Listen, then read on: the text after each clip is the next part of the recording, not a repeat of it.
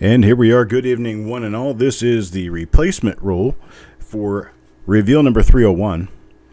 We did reveal number 301 the other day, and I found that the 84 roll that I opened up for this, that was supposed to be an original machine-wrapped roll, turned out to be, well, sort of garbage.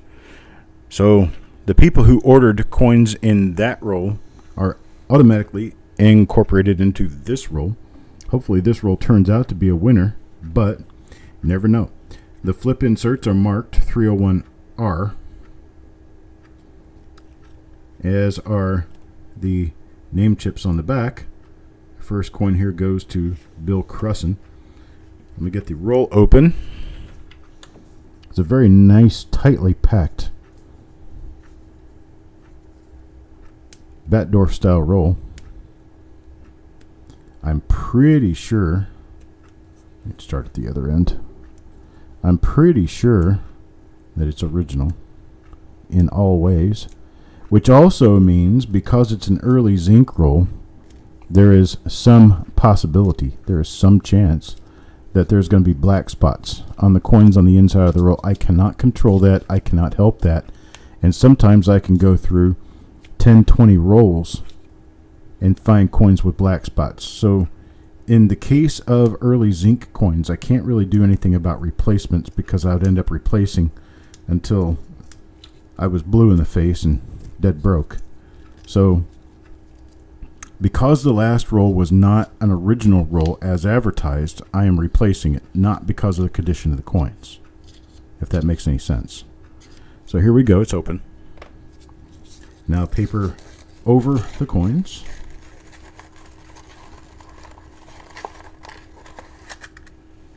Alright, well, so far it looks very nice. So there is some chance that we could come up with something really good in this. Of course, we've got the doubled ear to be looking for, but there are other double die obverses for 1984. There are no known double die reverses that I am aware of, but that doesn't stop us from looking at least the first 10 coins to see if we happen to come up with something. This one is for Bill Crusson. So, William Crusson, this coin is for you. Let's go ahead and get this thing focused into place. It's not one of the doubled ears because the beard is not doubled. But let's see what else we might get. I might turn my lighting down a little bit here. We have a much brighter roll here than that 53D roll was. Very nice coins.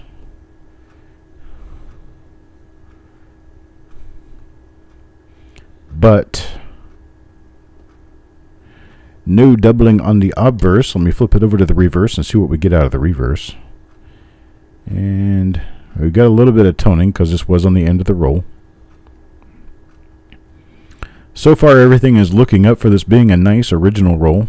A couple of really minor black spots, but that's to be expected on early zinc coins. They did not hold up very well to storage. Hello, Trigger Happy Customs. That's Duck Duck. Now here's number 2, Jim Fletcher. Okay. These coins are beautiful. Really nice looking coins. If we find any of the double dies in here, they're going to be high grade. Okay, this right here is a product of die wear. A lot of people have asked me about this. This is actually a concave divoted out area next to the I and the B of Liberty. So this is low, and then this up here gets higher again. And so it's a trench that goes outside of the I and the B. And that trench is caused by die wear. Die wear specifically manifests itself on early zinc coins as a hump that goes around their circumference of the design to a certain degree. And there it is right there on the L. And when it starts to crawl inward toward the inward part of the design, the other letters become incorporated with it. Sometimes it shows up on one small part of the arc of the design. Sometimes it shows up all the way around. And here it just happens to be on one small part of the arc.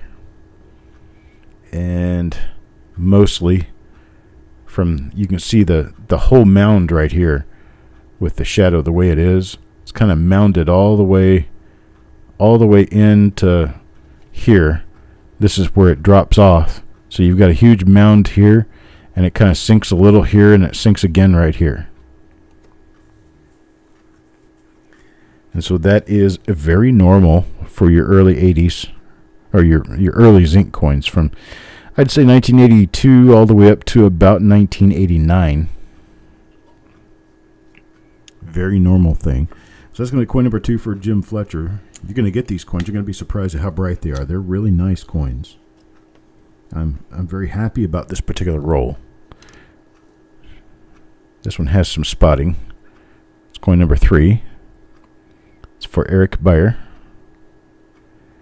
And a little tiny die crack. It looks like a little tiny die crack on the earlobe.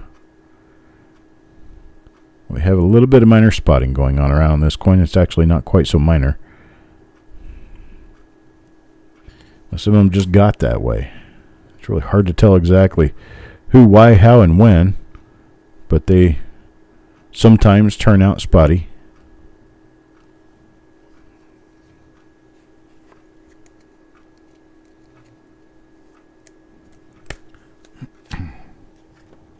And here's for Mac McBride.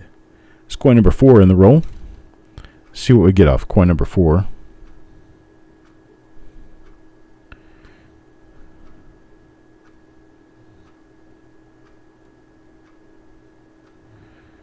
Okay, it's not one of the big double dies. Not a minor double die either on the obverse, so no hopes up there. And nothing on the reverse either. You see that die wear. You see a little bit of sign of die wear up here. That's actually die wear. That's not hub doubling. It's not machine doubling. That's die wear. Right up on top of the O and on top of the N. Let me get this cursor out of the way. Don't need any distractions where distractions are unnecessary. Hello, Carl. And spiked head die crack. Here's coin number 5. And this one's for Randy. Just as a reminder, this roll is a replacement roll for the 84 roll we went through the other day that was not an original roll. This one is original, definitely. We're just kind of checking through it to see if we can find any double dies. Because, well, 1984 has a few pretty decent double die obverses, including the big doubled ear. But then I don't know of anything potential for the reverse, but we're looking anyway. Well, because it's free. Free. So there we go. Nothing on that one. Moving on to coin number 6, Adam Connor. Adam, Connor. Uh-oh. I wonder how that happened. There's a 1983 stuck in the middle of the 84s.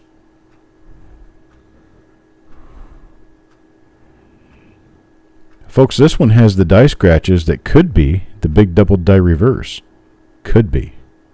Some possibility. Let's check for everything. Make sure that we don't have anything on the obverse before we flip it over and check the reverse. Is it? No. Not the big one. We do have another double die reverse that shows in the ON of 1, and it also shows going up into United. And this is not that one. So this one turns out to be a 1983 coin stuck in the middle of the 84s. That is possible. I mean, it is a bank wrap, so they could have just wrapped a bag of 83s. So coin number 6 turns out to be a 1983. And here's Thomas. We're back in the 84s again.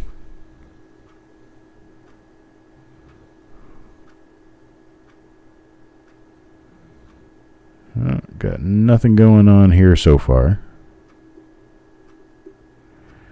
For the doubling in God We Trust that we'd be looking for on the 1984, you would see extra thickness headed toward the rim. The doubling in the date is generally going to show first on the outside edge of the 8. It's going to have extra thickness with a little bit of separation. Tail of the 9 will also show it before the 4 will.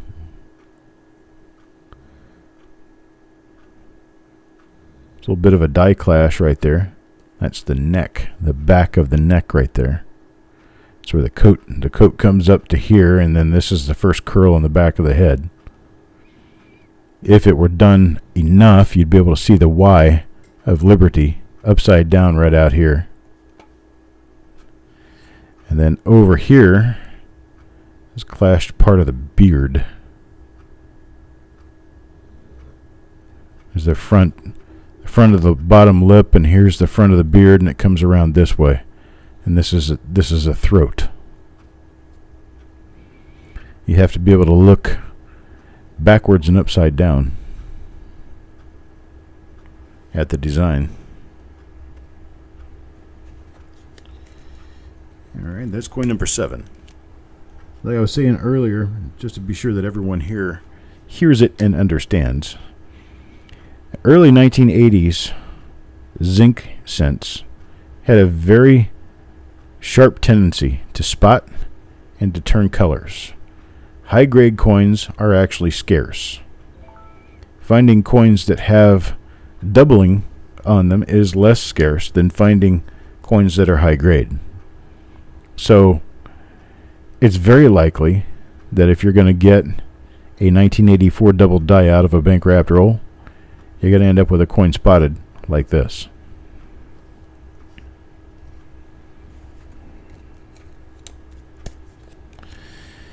All right, coin number 9 is going to go to Randy. And Randy's coin is this one right here. Also not a double die. On the obverse,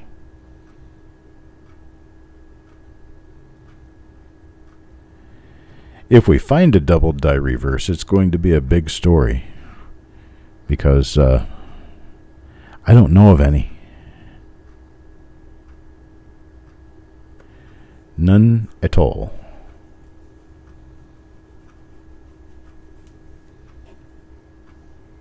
There's Coin Hunter, back for more.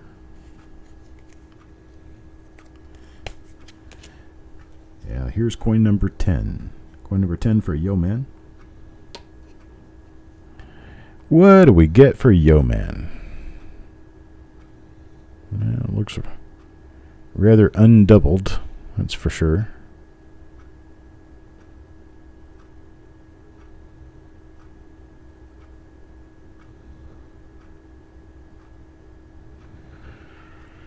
No doubling. Let's look at the reverse. And the reverse shows us no doubling. Die wear. Plenty of die wear.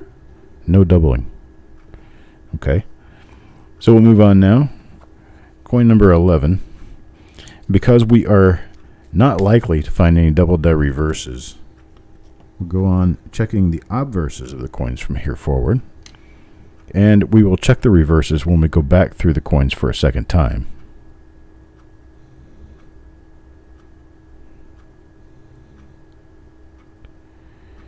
All right, no doubling here.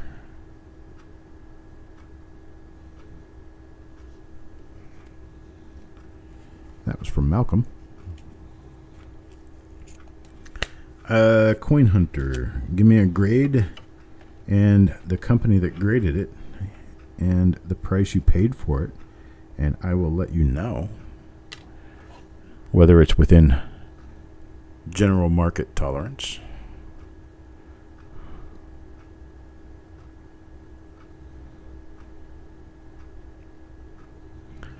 I think any of the early zinc coins in higher grade, anything 66 and above, are definitely pieces worth keeping.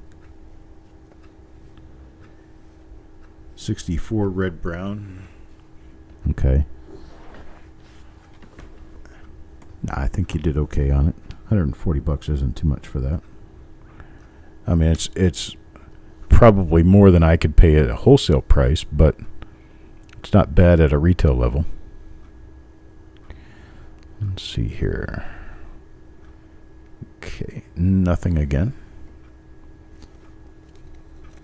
In all likelihood, when you open a 1984 roll, you're going to get nothing out of it. Just letting you know.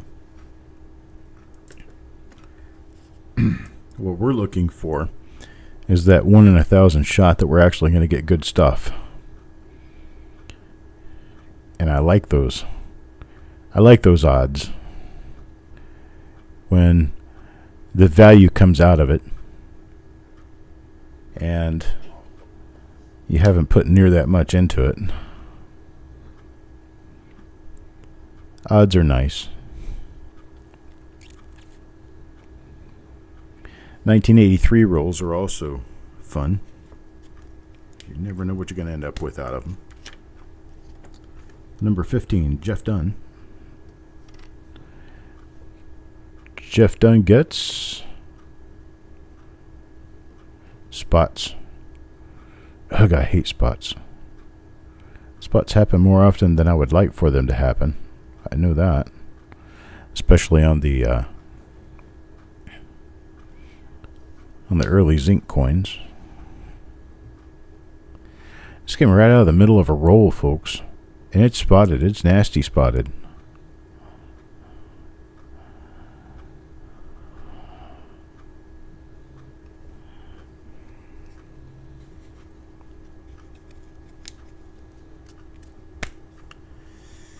All right, Randy, I appreciate it. You go on and lay down and get yourself feeling better.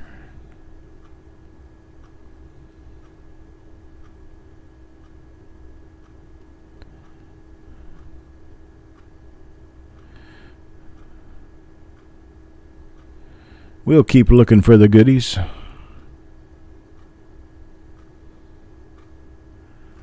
Nothing on that one. That was for Orig. Now number 17. Jeff Dunn again.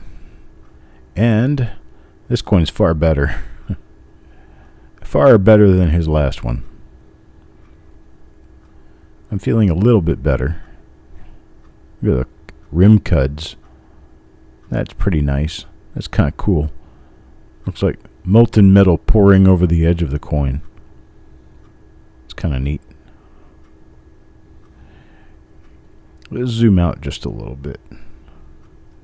Give ourselves a better opportunity of seeing more face of the coin at once. There we go. That works.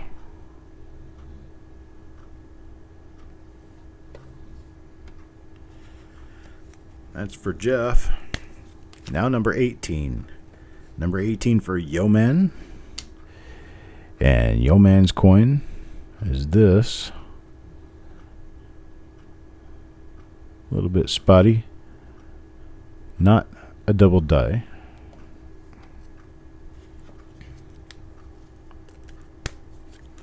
Now number 19. Marshall. Let's see what Marshall gets.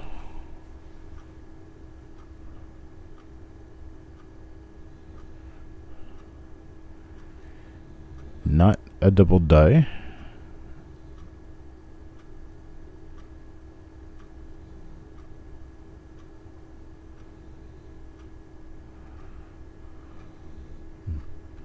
The bottom of that chin is not very tight. It's weird. Looks like it's been polished to death. Okay, there we go. Marshall, coin number 19, now coin number 20 for Adam Chambers.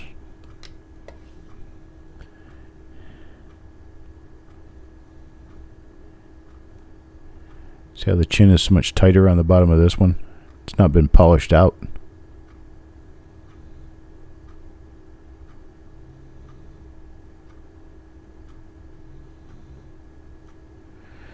We have not a double die there.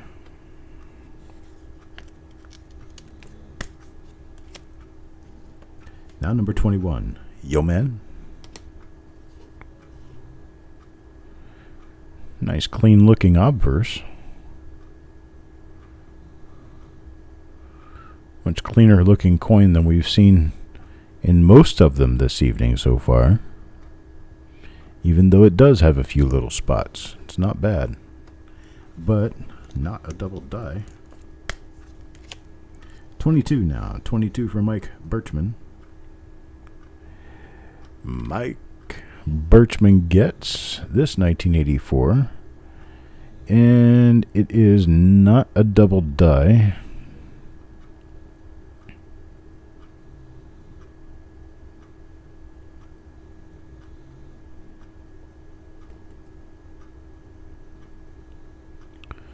Well, nothing else going on.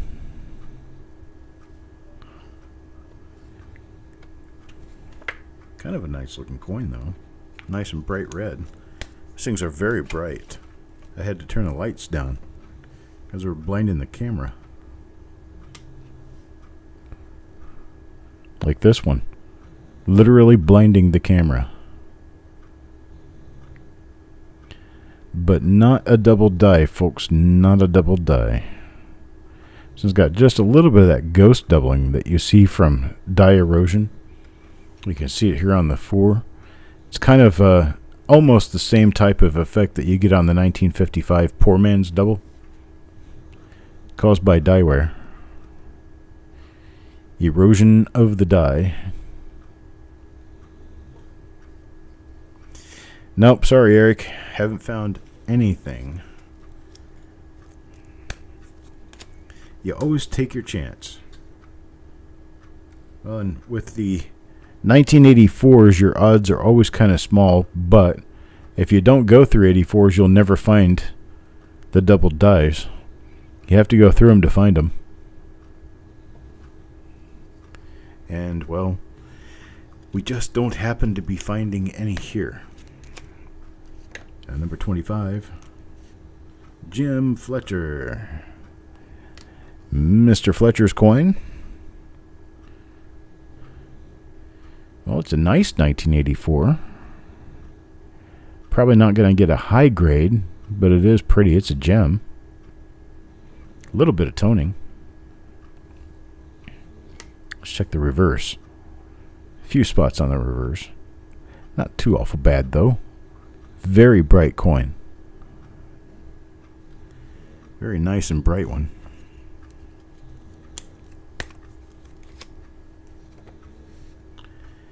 Now for Eric. What is going on? It is a 1972. Right in the middle of a 1984 roll.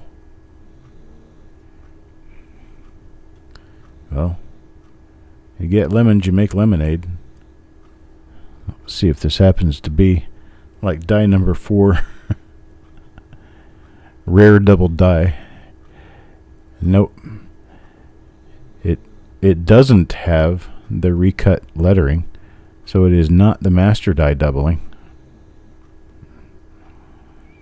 This sort of thing is going to happen once in a while. Not all of your coins are going to be what you think they are when you get the roll open. Banks don't care. They just toss pennies in and count them.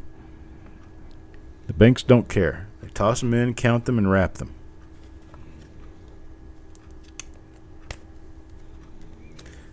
Let's see. There's another circulated coin in here. Just one more, though. There's one other circulated coin in here. It is that one right there. I don't know who's going to get it, but someone else is going to get a circulated coin out. There's actually 2 more circulated coins in here. What is going on?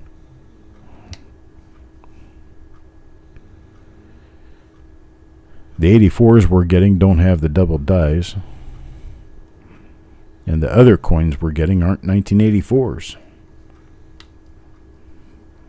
It's just the nature of the beast when you're dealing with mid-80s stuff. The quality control just wasn't there. Adam, let's see what Adam gets. I think this is a 75, 78. Okay, well, we don't even know of anything to look for on a 78, but may as well give it a shot. I mean, it's already there. It's a parking lot coin. Good gosh. All right, anybody who doesn't get an 84 in this roll, is just going to get a credit toward a different roll. So this is number 301R, and that's Eric times 1, Adam Chambers for 1. There we go. So Adam, this pocket change is yours. It's FREE free. This was a $3 coin roll, I think. Here's Marshall. Marshall. A little bit of a die clash there next to the 1. Pretty nice looking 1984. But not one of our double dies. So no double die. Let's move on. Coin number 30. Number 30 goes to Mac.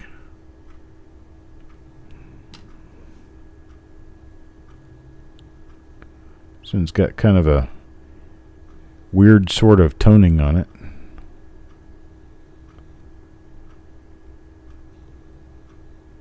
Bag toning of some sort. From moisture, it looks like. Hey, farm dog. And we're having a little bit of an issue with this roll. Of course, 1984. What more could I expect out of an 84 roll, right? Deanne. Coming right up forward, Deanne. This 1984. Much better looking coin. Couple of spots. Not too bad, though. A little bit of a dye issue going on down there. See where they tried to polish it all off down below the vest? And that kind of turned it into a vest polished away type thing. Let's see what the reverse looks like on this one. Yeah, it looks okay. So I'm not going to say it looks really bad or anything. Normal.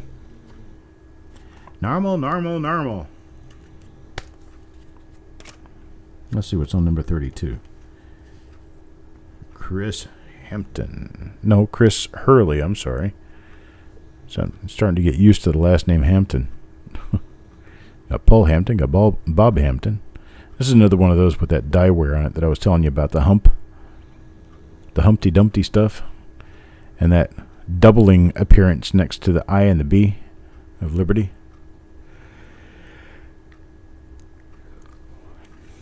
Just die wear, boys and girls. Nothing to see here.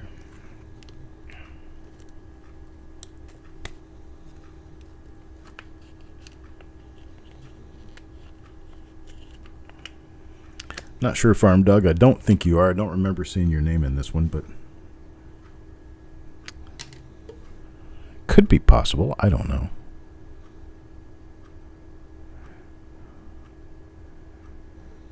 Nothing on that one. I guess you're kind of lucky. It's your second coin in a row in these where there are nothing to see.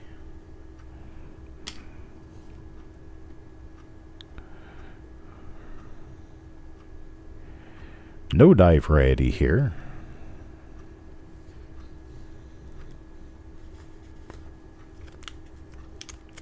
We do have another 1954S roll coming up after this one. It's another replacement roll for the 54S roll we had earlier this week. Now, Jim Fletcher is going to get credit on this, whatever this coin is. It's not a 1984. It's a circulated copper. This one's a 1975. So the 1975, you're kind of looking at the inside of the TY of Liberty for doubling, and in and near the bow tie area. Those are the only double dies that I know of for 1975. So Mr. Fletcher will get credit.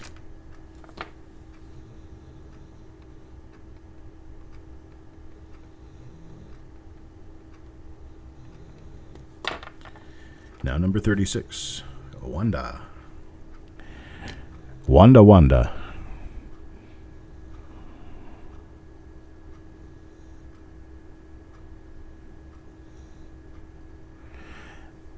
Yeah, Marshall, it will happen. And the reason it will happen is because, well, the banks just pour in whatever coins they need to wrap. They don't worry about whether they're circulated or not. They don't care.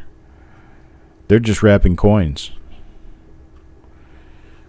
Us collectors now, we're the only ones who really care.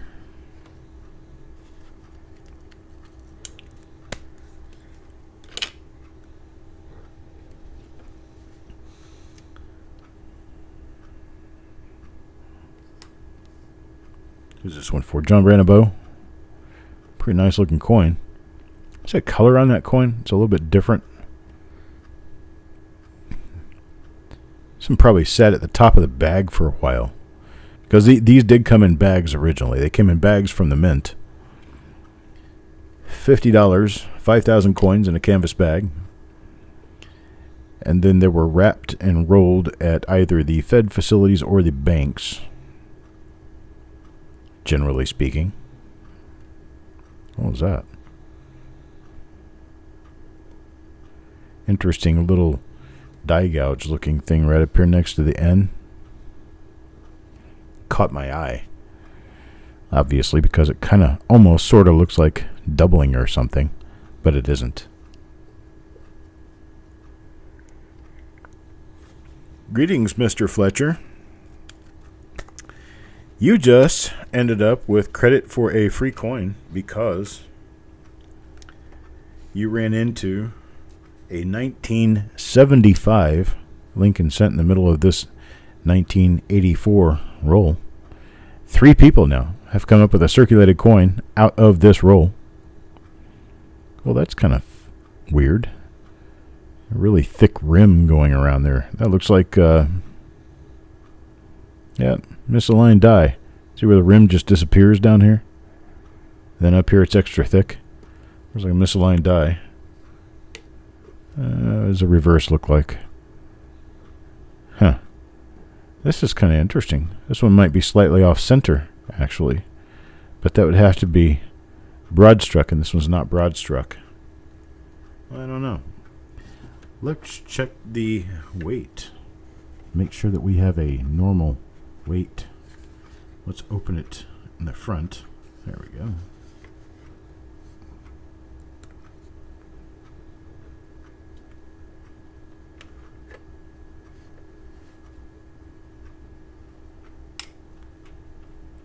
.5 grams right on the nose. That's exactly what it's supposed to weigh. So it's nothing special for weight.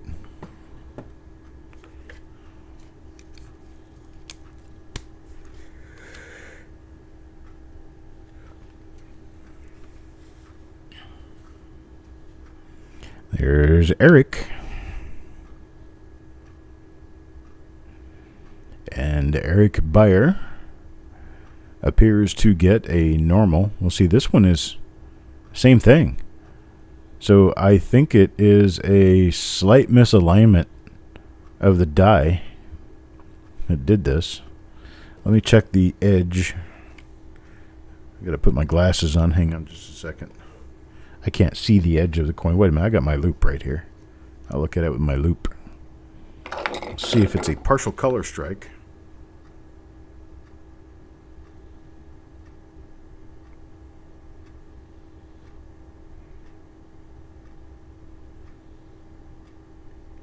Not a partial color strike, just a slight misalignment of the obverse die, which is relatively normal.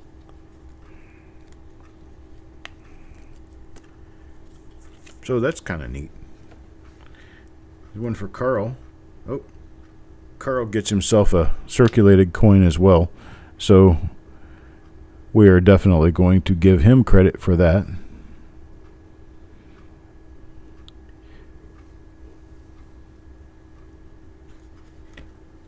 $1981, basically garbage. So let's see, Carl gets one. Coin number 41, Chris Hurley. And Chris will get this 1984. Very nice bright coin. Really bright. It's got spots on it, but it is a bright coin. No doubling. Nothing to see here. Now 42. Coin number 42. Orig. Another of the same.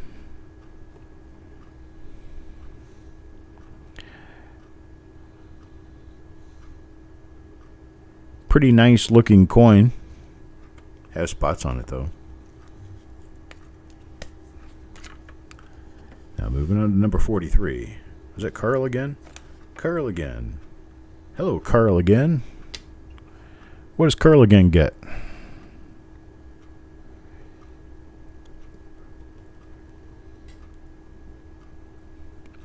Well, it's a relatively decent looking coin. Just doesn't have anything on it.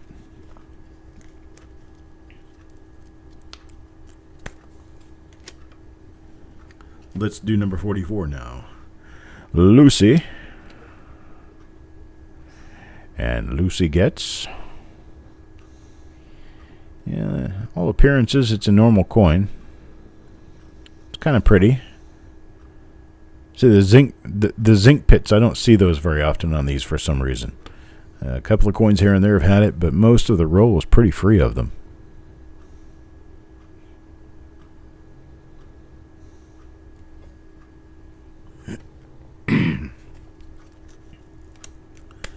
Alright, that's number 44. Now number 45. Number 45 goes to Marshall. Let's see what Marshall gets. Well, this one's kind of been through the ringer. Got a lot of die polishing on this.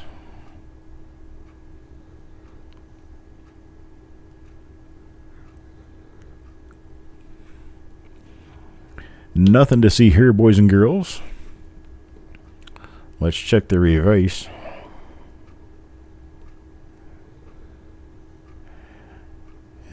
We got nothing there. Almost got Lincoln completely polished out of the center of the reverse here. I don't know if I've seen that before. He got up and took a walk. See his knees, and that's about it. Can see the bee's knees. And here's coin number 46. Another one for Carl. All of Carl's came up a little bit late in the roll.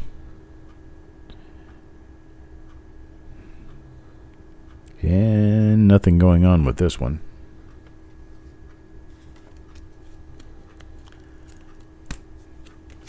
And now number 47. Got 4 coins left in here. Let's see. We don't have 4 coins. We only have 3 coins. We're short 1 coin on this roll. What could possibly go wrong, right?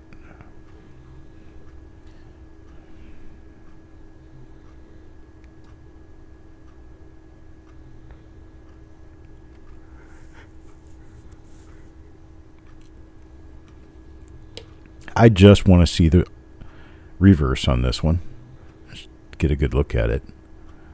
And okay, my curiosity is now satisfied.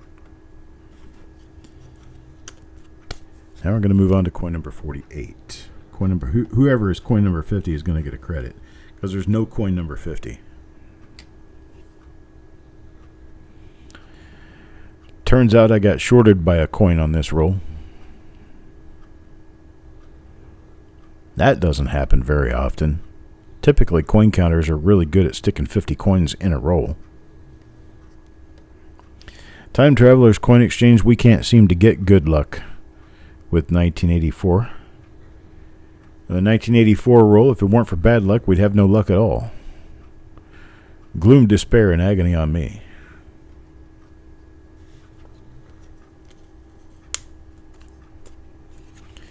Alright, this is going to be coin number 49 now. Coin number 49 will be the last coin in the roll. Whoever has number 50 will get a credit. This is for Chris. And it is not a pretty coin, and it is not a double die. That is zinc oxide, boys and girls. That's what happens. That's actually just zinc. That's what happens when the copper rubs off. You can see the polished looking zinc there. It looks almost chrome-like. That's part of the circle of death that this coin received. And, oh man, this is just nasty. Ick. Chris, you're going to get a freebie. You're getting a credit out of this one. Oh, I'm going to sell that to you. It's ugly. Chris and Malcolm. Malcolm gets a freebie.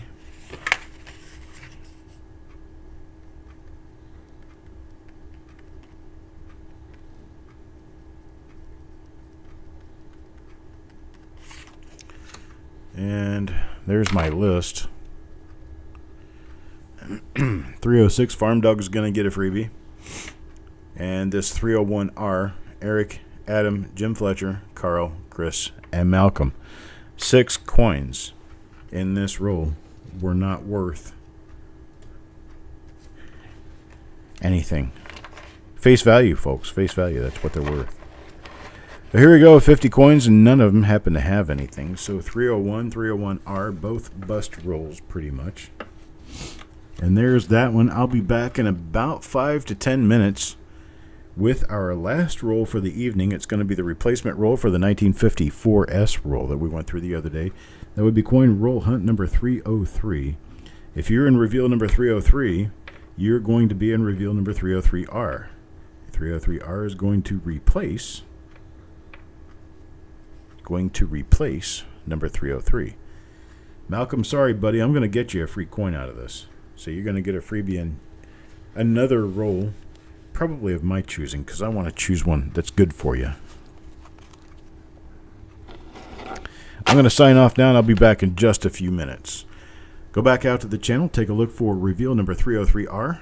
Go on in and wait for me, and I'll be there in just a few minutes.